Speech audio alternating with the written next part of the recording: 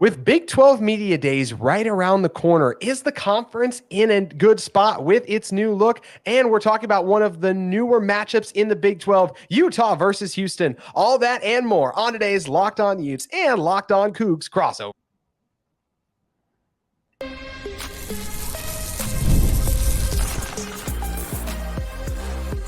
You are Locked On Coogs, your daily podcast on the Houston Cougars. Part of the Locked On Podcast Network, your team every day.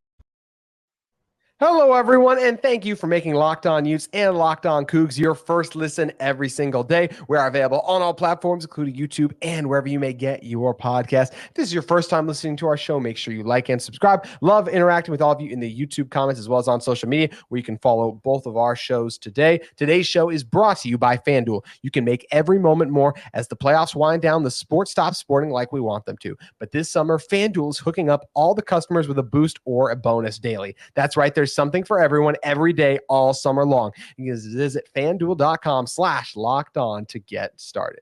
My name is JT Wistrcill, former intern inside the University of Utah Athletic Department. Excited to be joined on a special crossover episode with Parker Ainsworth, the host of Locked On Coogs. And, you know, Parker, you guys got in the Big 12 a year before us. This will be Utah's first year in the Big 12. And there's always conference realignment noise going on. You know, the ACC's members, or multiple of them, are trying to sue the conference to get out. So there could be more shakeup here in the near future. So I think it's a good time to talk about the current state of the Big 12, because expansion is just something that's always at the forefront. And as it pertains to our current conference in the state it's in with the 16 teams, I feel like it's in a good spot. I like the members. I feel like geographically, you know, you get schools in Arizona, all the way over out in Arizona and Utah. You got some spread out in Florida too, like that. I know it's far, but I think it's good right now that you don't have to completely go coast to coast. Some of those crazy matchups that some of the Big Ten and other places will see, to me, that's just too far. I think you got a good mix of brands that should be good right away football-wise, like a Utah,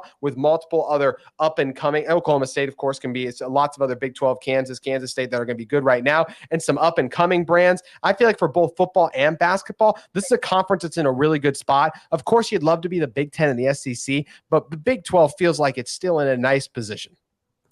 Yeah, I agree, and thanks for crossing over me today. I feel like as I look at the Big 12, as we continue to add schools like yourself and add like the Arizona schools, it's interesting that, you know, first of all, I'm happy the Big 12 is always in conversations of growing, not shrinking, right? Like we could be ACC, which is like, no, these lawsuits aren't going to kill they might kill the conference, right? The Pac-12, as you know very well, just fell apart. Big 12 is not having that conversation these days. I will say, if I had my druthers, I don't know that geographically I'd want to continue to add out east where the ACC is, or they have some brands that I'd like to have in the conference. I don't know that's like geographically where I want to go. I almost wish that there were more West Coast brands to keep going true coast to coast with it, and really hit every time zone. I know in football season, Arizona is a West Coast school as far as time zones go, but it's a little different throughout the rest of the conference. I will say, though, there's a couple brands I've thought of as, you know, Houston football and Houston sports go as far as I'd like to add. But you're brand new here, right? Is there a brand, if the ACC falls apart, the Big 12 adds people, is there someone you're actually looking to add, or are you just glad to be here in the first place? Definitely glad to be here because, look, Utah was a good addition for the Big 12, but it's also true that Utah was on one of the last lifeboats to get out of the Pac-12, and being left behind would have been really tough for Utah. So it's I feel like it really benefits both sides that Utah's here, and they've been one of the 10 top 10 to 15 college football program the last couple of years, you know, 1 or 2 of the final 3 Pac-12 championships, but also they get to have a home, which obviously some of those other schools like an Oregon State and a Washington State, unfortunately, don't have at this moment. So I think if you're talking about Utah, definitely happy to be here.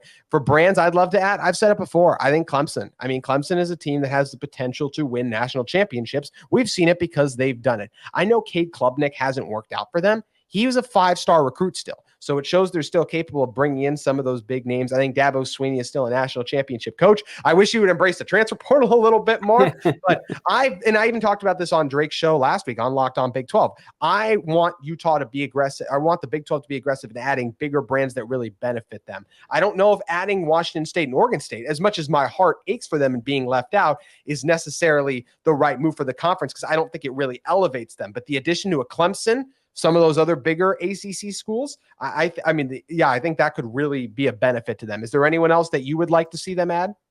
Well, so with Houston being a school that's got an established basketball program at this point, obviously, I think of like Carolina and honestly, like even if you could go get a Duke, those kind of people, right? As far as like a dual sport or a multi-sport program, Clemson's strong. I look at like a Louisville as well. They've had big years in football, when the right people come through, and then obviously the basketball program's got some history.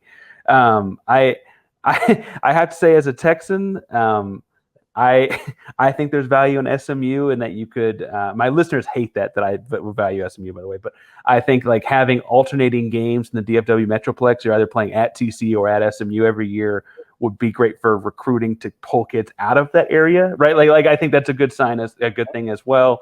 And so I see a lot of positives again from the brands in the ACC. As much as I wish I could get some West Coast schools to kind of diversify where we're going, I guess Cal and Stanford are technically in it, but I'm not sure I want them. You played them do you want them? Right now, once the same thing, like, just get to the ACC and it implodes, I feel bad for them. I do not feel like they elevate the state of the conference. So I would say prioritize the bigger ones. Like you said, North Carolina, Duke, like if that's on the table, if we could have, this would be terrible for Utah basketball. But as a college basketball fan, if we could have Kansas, North Carolina, Duke, and Houston in the same conference, are you kidding me? That would be must-see TV every weekend in the spring, early spring, late winter. Yeah, February would be a bloodbath. And it would be, it would truly probably honestly hurt teams' chances at winning the whole thing, because you'd be so gassed out by the end of it. As seen in the Big 12 just recently as last year. But I do think that those programs, and like Carolina has had good football years, right? I'm not saying they've never had a good football season. Drake May, right, was just a top whatever pick. They've had good football players come through. It sounds like Florida State's SEC bound if that whole thing happens. I don't know if Florida would allow that. What do you think about Miami? Oh, I'm in on Miami. I would love Miami. I think that I think Mario Cristobal is a good head coach. I know he's had his issues. What happened at Georgia Tech, inexcusable. But he built a conference champion at Oregon still. And I know a lot of people have done that at Oregon still, but it's still, he got that job for a reason. He had success there. And Miami football is in a better place than it was under Manny Diaz. I still think they're trending in the right direction. Anytime, to me, you can add a school with the potential to be a conference champion, and not just a conference champion, but make noise in the playoff when they're at their best. I think that's a great addition. And I think that's what Miami can do with football. And hey, Parker, we've talked about men's basketball a little bit now. They even made a Final Four run a few years ago. Oh, they beat us to get there. I know it very well. No, I think that there's opportunity there. I know we have a lot to talk about in the crossover here, but the other big Big 12 news is this idea like they could be going into private equity and helping this and helping that. I don't know. Houston is in a weird spot in that they're like growing into this power school, right? They went from a group of 5 to a power 5. Well, y'all did that a while back, and I want to ask about that later. How would that influx of private equity cash impact a school like Utah? Y'all have been in the power conferences for a little while now.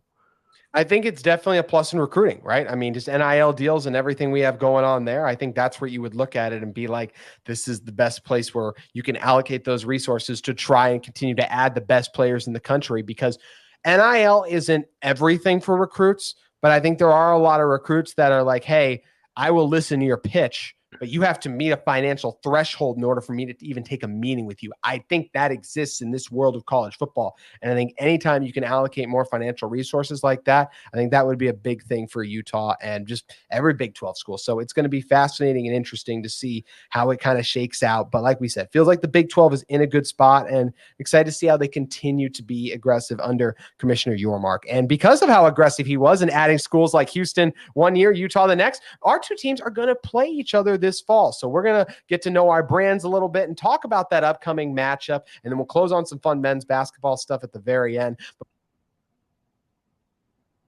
Before we dive into the clash of the Utah and Houston brands, we are going to talk about our fantastic friends at FanDuel. FanDuel is here for you. And I don't know about you guys, but I love sports. I love them so much. I never want them to stop. But as the playoffs wind down, we get fewer games and the sports aren't sporting like I want them to. But FanDuel lets me keep the sports going whenever I want. All I have to do is open the app and dream up bets anytime I'm in the mood. And this summer, FanDuel's hooking up all customers with boosts or a bonus daily. That's right. There's something for everyone every day, all summer long. So head over to FanDuel.com/lockedon, capital LNO, and you can start making the most of your summer. So many fun storylines going on throughout the major leagues right now. Yankees are obviously always going to be one of the teams that has the spotlight on them. Dodgers, of course, too. But if you're interested in getting into action on your team, the Astros over 500 right now. The Astros over 500. Yeah. Hey, out here in Utah, we're just hoping we get an MLB team still. I know you might have heard about the news. There's a chance. There's a chance. We're trying to believe. So we'll see. But whatever your MLB team is, make sure you guys head over to FanDuel today. Once again, FanDuel.com/lockedon. FanDuel, an official sports betting partner of Major League Baseball. All right, Parker, let's start from Utah's perspective first. To Utah fans listening to this, I would love for you to give us a preview of the Houston Cougars football brand and what we can be expecting as we play you guys year in and year out before we dive specifically into 2024. The brand's an interesting question, and that's why we said that. So, like, before the fall apart of the Southwest Conference, it was I would say, fairly strong brand. Heisman Trophy winner Andre Ware, Hall of Fame coach Bill Yeoman, right? Great history there. Southwest Conference falls apart. Houston is left out of the Big 12 initially. It is Conference USA at best for a while. And then it was this program where, like, you'd have Art Browse as your coach and Case Keenum as your quarterback, and Browse would get poached. You have Kevin Sumlin as your coach, and he'd get poached. Tom Herman poached. That's over and over and over again, right? And now, as Houston's moved into the Big 12, they had their first season last year was honestly a little disappointing, right? They went 4-8 under head coach Dana Holgorsen. Had some promise. Dana had been in the Big 12 with West Virginia before. That a transfer quarterback in Donovan Smith, who had been in the Big 12 before. He thought some things would go their way. It did not. They got rid of him, brought in Willie Fritz, and things have been going great with head coach Willie Fritz. Came over from Tulane, so if folks aren't familiar with the name, same Tulane that beat USC in a Cotton Bowl a couple years ago. Like he's had some success there. He's had a bunch of great, big commitments in recruiting and stuff like that. The big issue in terms of like this upcoming fall for Houston is a lot of those recruits are 2025 kids. A lot of talent went out the door with the change in administration. And so you've got you're creating a culture with Willie Fritz, and it's can you get the things in place by August, September? I'm a firm believer that he's the right hire because in 2-3 years, we're going to look at Houston as a real threat in this conference. This fall is going to be a little rough, right? And so when you say brand, I'm like, well, I think we're going to be all right, but this is not the best version of that. Meanwhile, you guys are going to step in and make a real run at this conference. We're going to talk about our individual matchup in a second, but I would point out that Houston is 4-0 all time against Utah. They haven't played since 1978, but they are 4-0 all time. So what does Utah bring to the table this fall since it's been so long? Well, first, they bring the bulletin board material. Because they want to get that, that first win, Parker. So this is the Utah program that is in a very good spot. But the question will be, how long will Kyle Whittingham stay? Now, I want to say this. I think Utah is in a position where they will hire from within, and they will be able to keep the program, the brand. Like, this is a physical Utah team. They want to run the ball and play good defense. They've talked about getting more explosive, and this year feels like the year we should see the aerial offense take the next step. But the biggest thing you got to know about playing a Utah team is they're physical. I know that when you guys, a lot of fans hear Pac-12, they think finesse. There's a reason Utah won 2 of those last 3 conference championships. It's because they were the bullies oftentimes. They really were good up front, whether it's that offensive and defensive line. They got some big dudes up there, and they're physical. Last year they had a top 5 run defense, and only one player from that defense, who was their best pass rusher, isn't coming back. So they should still have that really good run defense this year. Like, they recruit the right type of players, and it's because of Kyle Whittingham. There's a standard, and when you come to Utah, you have to adjust to that standard. Utah's not going to be like, oh, well, you're a talented player, we'll cave to you. Utah doesn't cave. And because they hold their players to that high level of accountability and recruit the right guys, they've been really good. And talking about Utah for this fall, I expect them to be really good. They have 12 players who are on 1 or 2 of their conference championship teams, and 6 that won both of them. So you're talking about guys like Cam Rising, right, who is going into his 7th year of college football. I'm actually the same graduating class as Cam Rising. And I've been out of school for 2 years now. Like, that's how long Cam's been at this. But you get a very experienced quarterback, an elite tight end. You have some young and promising offensive linemen, but some that have returning starting ability too. And like I said, some wide receivers, Dorian Singer, a former 1,000-yard receiver, a defense that replaces some guys in the secondary. But this is a Utah defense that has always produced good defensive backs, so you're not as worried about that. So I expect Utah. I think Utah is deservedly the favorite in the Big 12. I will say that. And yes, that is coming from the guy who has a bunch of Utah things in the background as well. So you can take that as you may. But all I'm saying is that I agree with the experts who all have Utah pegged as the conference favors. So when I do expect them to match up against Houston, Parker, even though the game is on the road, it just feels like programs in 2 different spots. Utah will be favored, and I expect Utah to win that game. Well, it frankly is kind of in a rough spot in the schedule for Houston. Houston plays at TCU, at Kansas, then hosts Utah, and then hosts Kansas State. That's a rough month, right? That's just a rough month as far as this conference goes. You did say something that intrigues me, though. You said something about, like, as long as you have Kyle Whittingham. I got to be honest. He's been there for, feels like, my whole life. I didn't know that was something that is that a real worry? They've stayed in power conferences, and I have other questions. But is that a real worry for a Utah fan? Kyle has openly talked about how he's closer to the end than the beginning, which, like, that's like a no-duh statement. But he's talked about retirement a few times now. Like, it's on the table. Kyle Whittingham will not be the coach at Utah in 5 years. I feel very confident in saying that.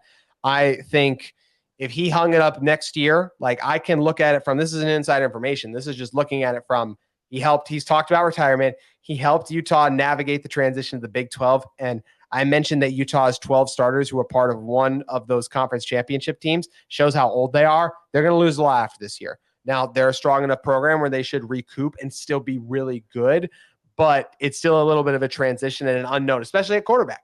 Does he want to be a part of that? Maybe for one more year, but he also, I think he'd openly talked about, like, not coaching past 65, and he's getting very close to that if he's not there. Yeah, when you say he's gone in 5 years, and, like, in 5 years he'll be 69. We just hired a guy that's in his early 70s. So I'm like, wait a second, what are you telling me? No, so I guess that I thought you meant like someone was going to come in and steal. I was like, he could have got. Oh no, he could have got a long time ago, right? Yes, it seems like it's happening. He turned down Tennessee and all these other places over the years, and I think it's just a matter of, like you said, Parker, how long he's been doing it. I think it does wear on you running a program. It's something I couldn't imagine.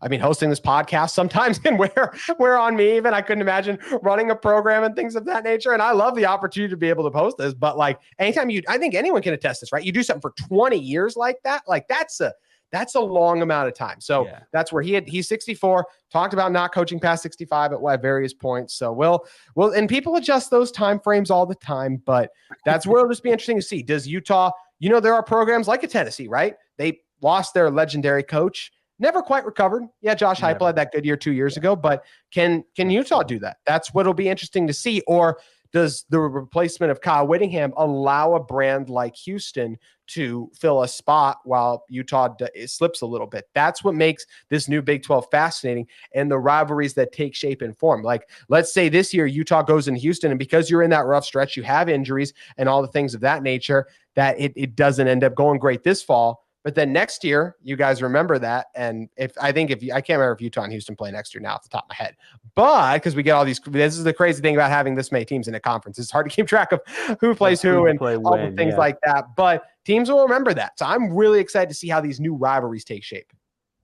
Yeah, I think especially there's something interesting about like the old guard and the new guard of the conference as far as those rivalries go, right? Like, yeah, Kansas State and Iowa State have something that goes back a bajillion years. And while Houston and Utah don't have that, they do enter the conference at around the same time. And frankly, they're kind of both trying to play disruptor in a weird way in the conference. I think that they both actually have a similar entrance in the conference in that when y'all entered a power conference for the first time, it's been a while now. When y'all first went to the Pac-12, what was that transition? Was it a multi-year transition? Because I feel like Houston's kind of going in through this Big 12 newness in phases. It took time. Utah took some lumps early. And even when they got through and started to make Pac-12 championship games, they couldn't get over the hump. They lost them. I mean, I think back to 2019, you had a one-loss Utah team. It was like win the Pac-12 championship and you're in the college football playoff. Just 4 teams, and Utah would have been in it. Oregon absolutely beat the snot out of Utah in that game. But then 2 years later, Utah really beat down on the Ducks in the Pac-12 championship game, and they finally broke through. But it took Utah time to craft that culture, to find their types of players. And when I say find their types of player, Devin Lloyd was a walk-on. Brant Keithy was like a 2-star recruit. Brant Keithy turned into one of the recent better tight ends in college football. Devin Lloyd was the first-round pick to the Jacksonville Jaguars. They got a transfer like Dalton Kincaid. So many of you are listening to that and might say, hey, he's on my fantasy team. He was at San Diego before Utah got him. Not San Diego State. He was at San Diego. San Diego. Like, you got to find those diamonds in the rough that take your program to the next level. Utah was beating USC and Oregon when they had the better recruits, but Utah found the right players that fit their system and guys who grew into better recruits than those 4 and 5 stars because of their work ethic and mentality. So it's a process. It doesn't happen overnight, which is frustrating, right? We all want to win. We all want to be the best. I mean, hey, your basketball team is. That's what it is, right? Like, your basketball team is the best. All right.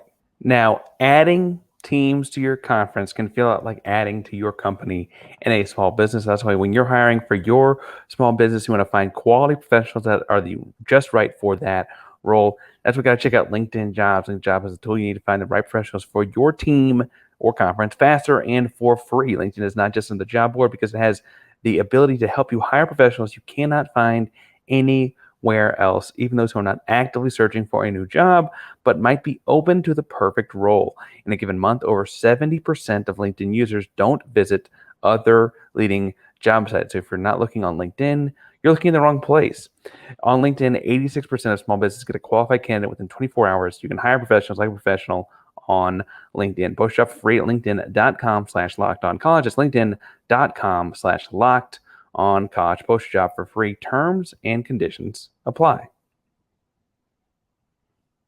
And football is not right now, but it's one of those things that comes with time. And patience is hard to preach. I mean, Utah's frustrated with their basketball program, as we're about to talk about in a second, but it is something that comes with time, Parker. And it's going to be interesting to see kind of the growth and transition of all of these football programs coming together, the new rivalries, as we said, too.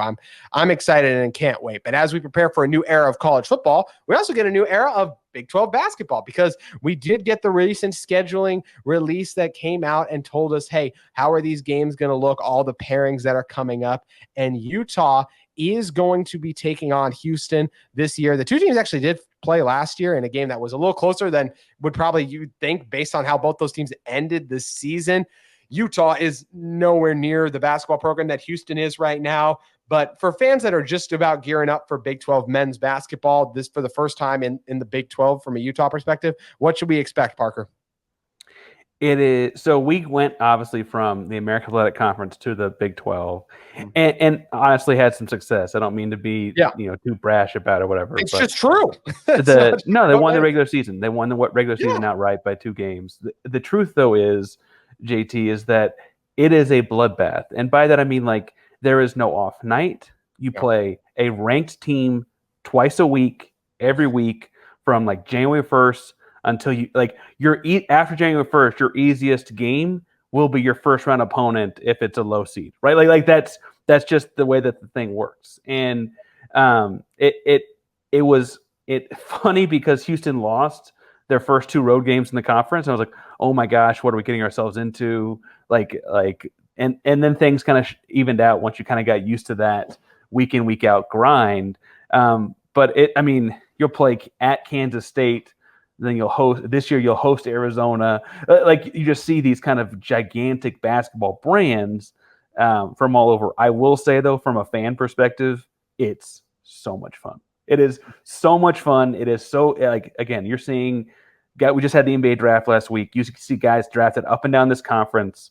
You see real pros. It's the real deal. It's awesome basketball. Yeah, it's something that when Utah can get up to that level, I think we'll be really excited for. This is a year where I think Utah might take some lumps because I just don't think they are not going to be a ranked team. You mentioned every week you play a ranked team, probably not when you face off against Utah, unfortunately. So that will be something that will be interesting to see how Utah and all their new additions and players kind of mix and gel together. But it is something like when you're going against the best, you do get better. And I think that's something to be said for Utah, that they have the opportunity to, because they'll be playing some of the best teams in college basketball. It's going to force them to grow and get better and adapt. And it's appealing to play in the Big 12. So I think Utah's recruiting potentially could take the next step up in that regard too. But they, just like Utah football and Houston football right now, there's a gap. There's definitely a gap in the men's basketball programs too. There's also something to be said though about like the environment in the college, because college basketball games, if Houston plays like Kansas on a Saturday and that's turn around and go to Salt Lake City on Monday, like the environment can cover up a lot of that. I know that I don't mean to lump Utah and BYU together because they're so close.